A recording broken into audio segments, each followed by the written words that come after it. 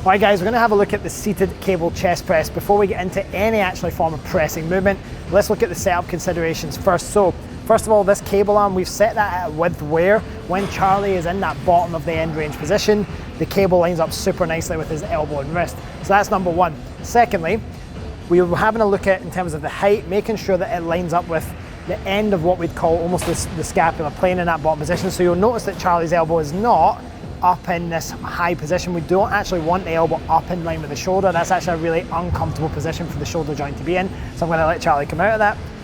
Head's going to be up nice and tall, so we make sure that we're keeping both in terms of this tall, but also keeping that cervical spine lined up with the T-spine here. So 3 points of contact in terms of the head, top of the neck, or kind of top of the shoulders, and the lower back here as well. So all in one nice line.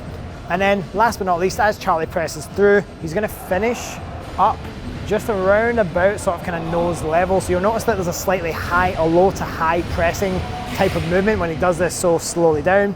So you'll notice that he lowers that elbow down into what we call that scapular plane.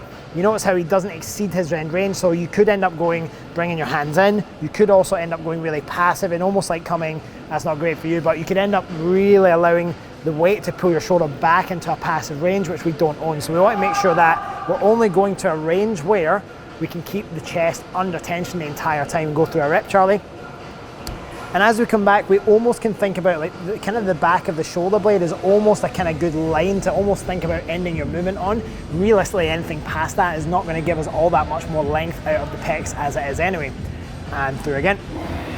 So another couple of mistakes that we might sometimes see, go there again, Charlie, is we might find ourselves like almost kind of like bouncing out of that bottom position. So imagine you were going like, and there we go, and go again. You see how like he's kind of almost got tension through the first half and then loses it towards the bottom. So we want to make sure that whether it's this end point here or whether it's this end point here, we're always in control throughout the entirety of the range. One more good rep, Charlie.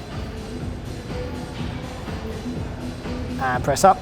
Last point is in terms of the actual cables itself, it's okay for the stoppers because depending on the machine that you're using, the cable stack you're using, these stoppers are either going to be slightly smaller, slightly larger, positioned differently. It's okay for them to make a little bit of contact towards the end range as long as you're not resting the cable on the arm.